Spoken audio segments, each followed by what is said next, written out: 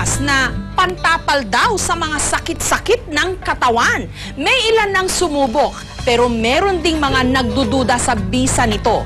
Negative ions. Meron nga ba itong resultang positibo?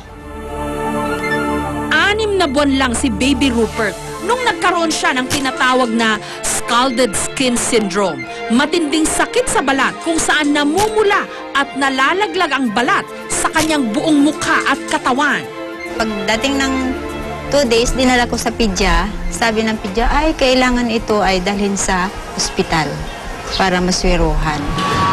Nangamba ang kanyang mga kamag-anak na baka hindi na siya gagaling pa. Pero makalipas ang 1 taon, heto na si Baby Rupert. Masayahin. At higit sa lahat, flawless. Ang nagpakinis daw sa kanya, sanitary napkin na may negative ions.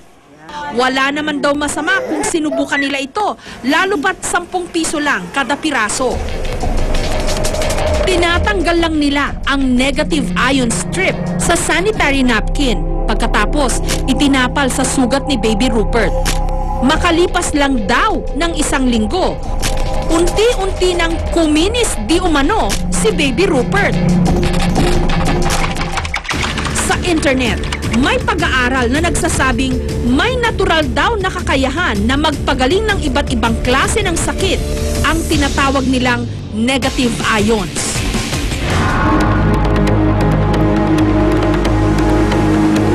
Nagmumula raw ito sa kalikasan mismo, katulad ng waterfalls, dagat,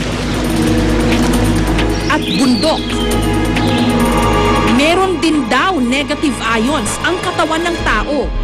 Pero sa ibang bansa, meron ng mga inilalakong bra, damit, medyas, bedsheets, at maging detergents na nilagyan rin daw nila ng negative ions. Pero ang nakakaintriga talaga, sanitary napkin na may negative ions?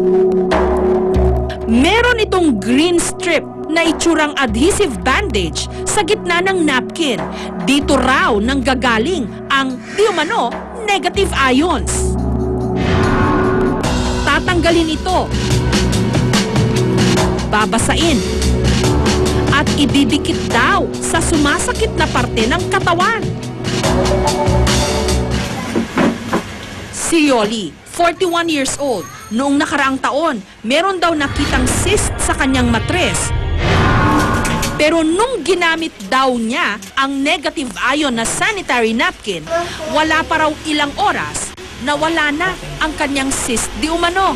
Kung hindi ito lumabas, no, tong mga laman-laman na to, kasi no, parang kulani siya ng baboy na lumabas. Ang tendency nun, hanggang kinabukasan, kung inabot ako ng kinabukasan, mamamatay ako because of sepsis.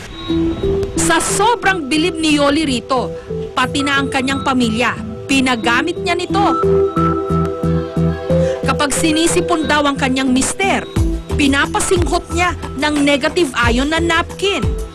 Tinatapalan din niya ng napkin ang idinadaing na bahagi ng katawan ng kanyang junior, kasi hodang hindi ito kaaya-ayang tignan. Nung una, ina-alas nila siyempre, yak, ano yan? Napkin! Pero na na-try nila, lahat sila ngayon nakaano. Kaya naman para makaiwas daw silang lahat sa sakit, tinadtad ni Yoli ng negative ion strips ang kanilang buong bahay.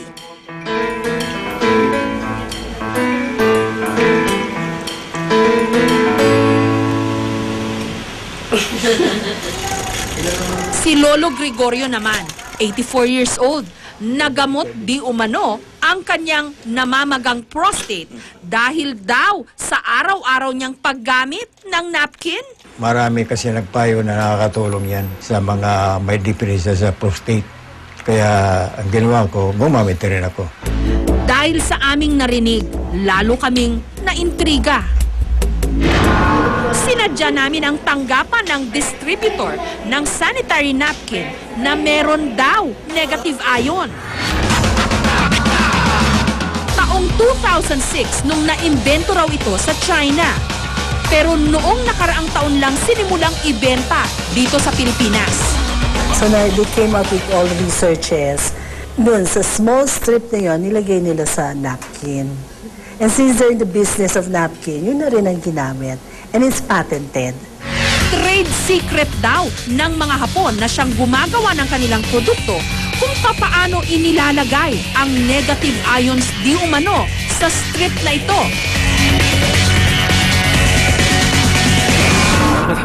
Hindi mo Ipinakita rin nila ang kanilang strength test para raw patunayan na may enerhiya Okay. ang kanilang napkin. 1, 2, 3, go. Go. Okay, madali lang siya. Okay, this is what we call strength test. Zip lang, zip. Konting zip lang. 1, 2.